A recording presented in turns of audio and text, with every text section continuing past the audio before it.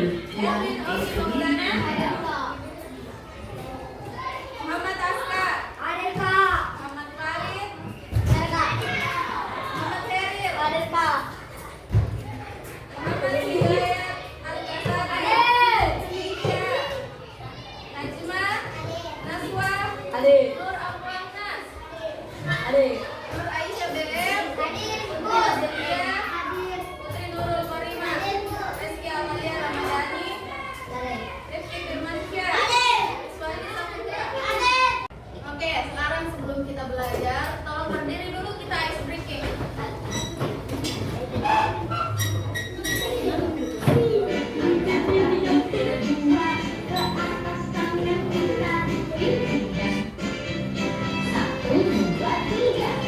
Tangan kanan, tangan kiri mempunyai jari, direntangkan, dibengkokkan, putar pergelangan, ujung depan dilentikan, tangan sambungan, angkat kaki kedua ke atas, tangan kita dipikirkan keduanya, badan kita bentukkan, jiwa teman berdiri dengan tegak, balik kanan serentak, balik kanan serentak, balik Oke, tangan. kanan. Ulang lagi. Satu kali lagi ya, tapi yang semangat, oke? Tangan kanan, tangan kiri mempunyai jari, direntangkan, dibengkokkan, putar pergelangan, acung depan dilentikan, tangan sambungan, angkat kaki kedua ke atas, tangan kita dipikirkan keduanya, badan kita bongkokkan, rajin wahai teman, berdiri dengan tegak, balik kanan serentak, balik kanan serentak.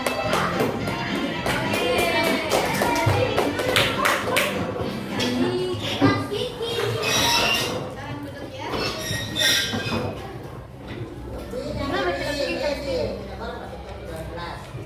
Buka topinya, pakai topi, buka topinya dulu. Oke. Kira-kira apa yang terjadi jika di dunia ini tidak ada peraturan? Akan kacau, Akan kacau. Apa lagi? akan ribut, Akan ada saling cerita, berkumpul, saling berkelahi, saling membuli. saling membuli. Jadi hari ini kita akan belajar tentang peraturan hak dan kewajiban. Nah, tujuan pembelajaran kita hari ini adalah peserta didik mampu menerapkan aturan di rumah, di sekolah, dan di lingkungan masyarakat. Apa yang terjadi jika di rumah atau di jalan tidak ada aturan? Kalau tidak ada aturan di rumah, tak kira-kira apa yang terjadi? Rumah akan berantakan, tidak bersih, Tidak nyaman. tidak nyaman. Nah, kalau tidak ada aturan di jalan, kira-kira apa yang akan terjadi? Tabrakan. Nana, kira-kira apa yang akan terjadi, Nana, kalau di jalanan tidak ada aturan? Hah? Apa, Nana? Macet kita. Nana, aku tanya. itu. Macet. Betul. Kalau misal tidak ada aturan di jalan, lalu lintas tidak akan berjalan karena orang-orang takut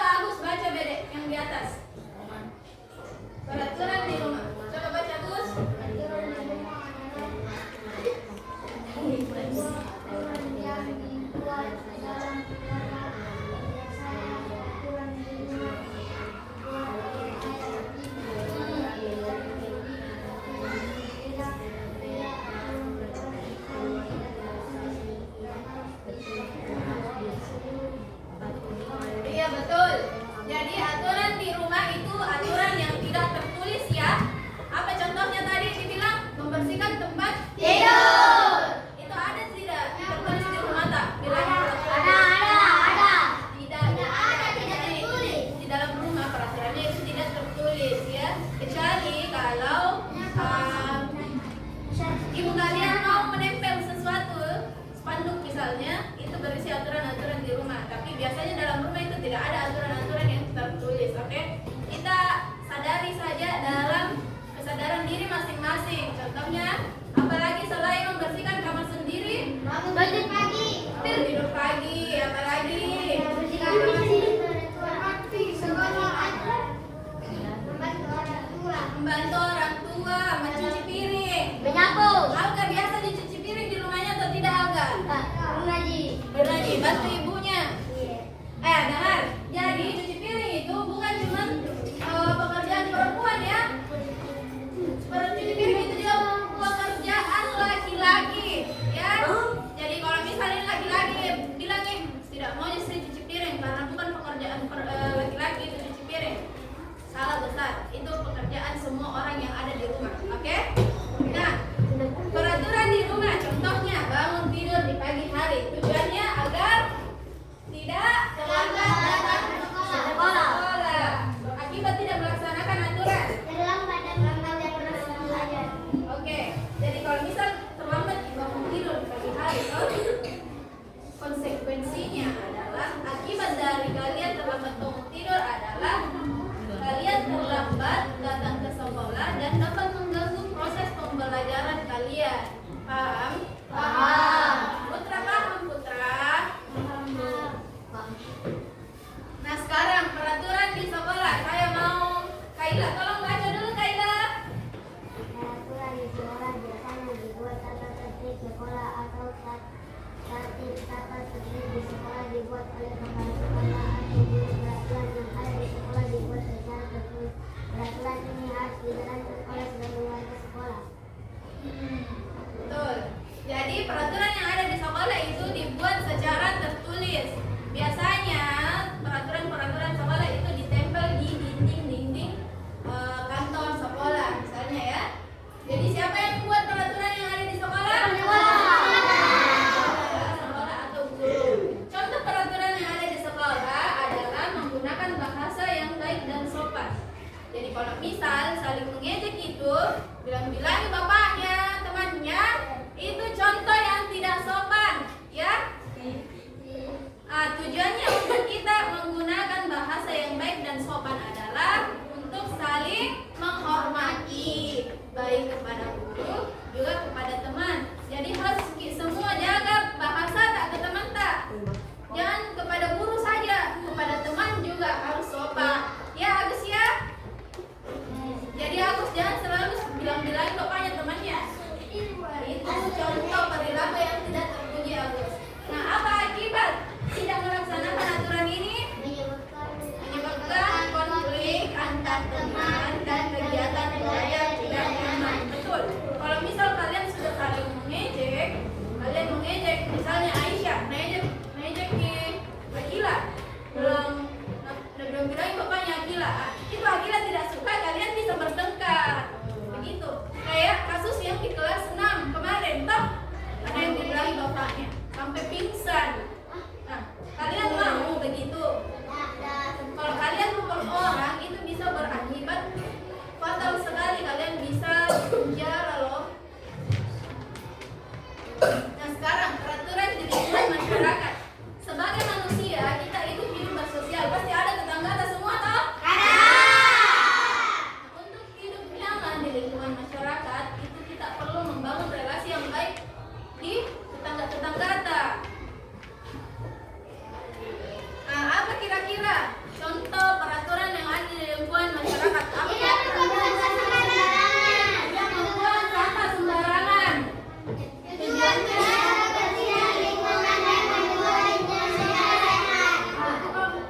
apa akibatnya tidak melaksanakan peraturan ini?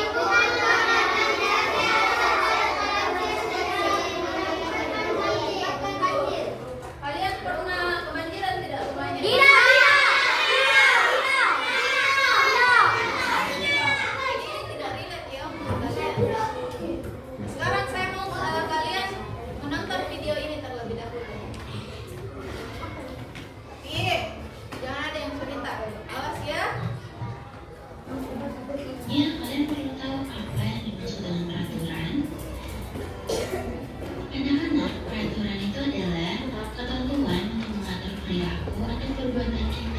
baik yang tertulis maupun tidak tertulis. Jadi peraturan dibuat untuk mengatur tingkah laku perilaku kita dalam sehari-hari untuk bertindak. Di video ini kita akan belajar tentang peraturan di lingkungan rumah, keluarga, kemudian peraturan di lingkungan sekolah dan juga di masyarakat. Nah, yang pertama kita pelajari adalah aturan di lingkungan rumah atau keluarga. Yang pertama adalah menjaga kebersihan rumah. Bisa kalian lakukan dengan cara melakukan merapikan tempat tidur, kemudian membuang sampah di tempat sampah, kemudian menyapu dan mengepel dan mencuci alat makan ketika kalian sudah selesai menggunakannya. Yang kedua adalah aturan bersopan kepada orang yang lebih tua. Nah, ketika di rumah, anak-anak harus lebih sopan kepada ayah, ibu, adik maupun kakak. Caranya bisa dengan menundukkan kepala ketika berjalan di depan orang yang lebih tua, kemudian berbicara dengan orang yang lebih tua dengan santun. Setelah itu kalian harus berpamitan dengan orang tua kemanapun kalian akan pergi. Aturan selanjutnya di rumah adalah saling menyayangi saudara. Nah, kalian bisa saling menyayangi pada semua anggota keluarga dengan cara bermain bersama dengan saudara dengan rukun. Kemudian kalian bisa segera meminta maaf jika kalian merusak barang atau melakukan kesalahan.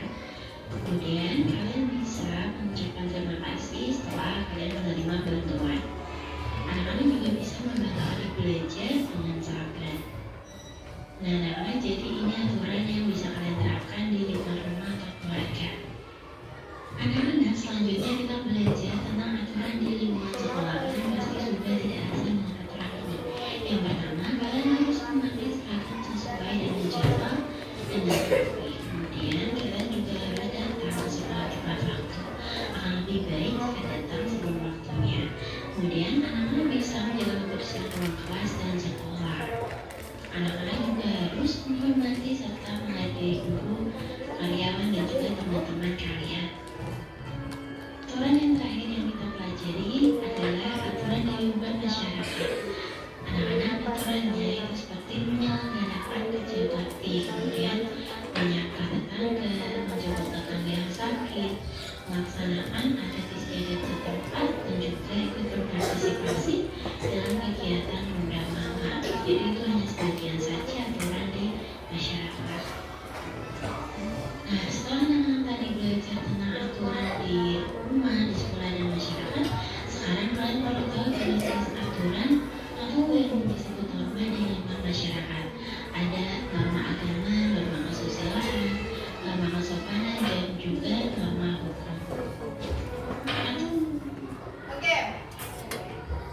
Setelah menonton video ini, kalian sudah tahu nih toh macam-macam peraturan yang ada di sekolah, di rumah, dan di mana saudara? Dan di lingkungan masyarakat. Tahu nih semua? Tahu. Oke, karena kalian sudah tahu, saya mau membagi kalian dalam satu kelompok. 3 orang. Dalam satu kelompok itu terdiri dari 3 orang, oke? Jadi saya mau bagi kalian satu kelompok itu 3 orang. Kalian akan membuat poster sederhana, ya, yang berisi tentang peraturan-peraturan. Nah, oke, satu saja peraturan. Tapi di situ harus tertulis tujuan dari peraturan tersebut, mengapa ada tujuan itu, mengapa ada peraturan itu, dan akibat tidak melaksanakan, ya, seperti ini. Peraturan, misalnya peraturan di lingkungan masyarakat. Kalian tulis peraturan tidak membuang sampah sembarangan. Tujuannya, kalian tulis tujuannya. Terus akibat tidak melaksanakan, kalian juga tulis akibat tidak melaksanakannya, oke? Kalian sertakan. Paham? Ada yang ingin bertanya?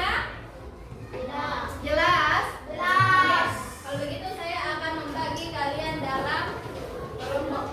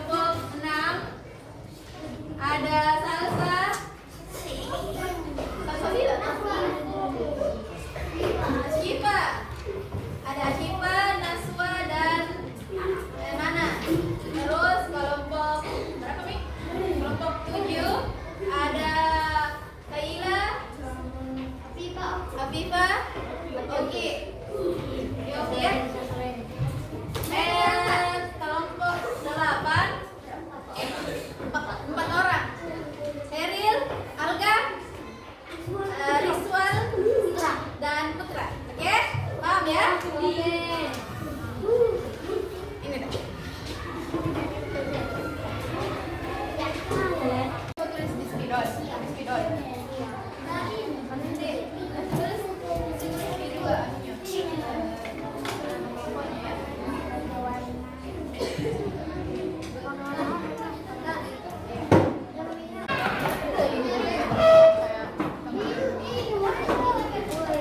Bisa digambar nanti digambar. Warna merah mana? Warna merah. Coba lewat lagi. Coba.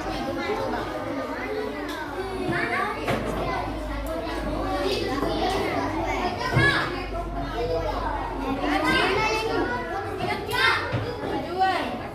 Ribet.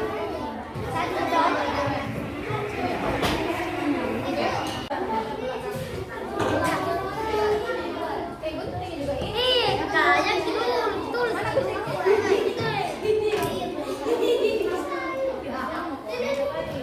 Iya.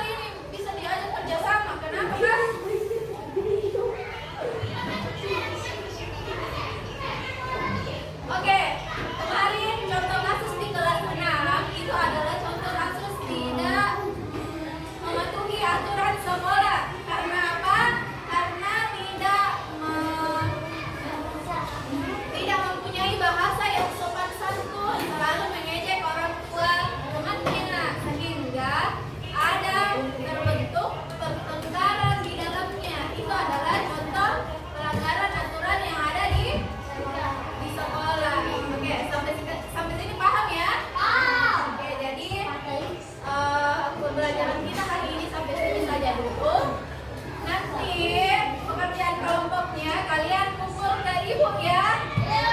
Oke? Aisyah tolong siapkan dulu deh. Kita pulang.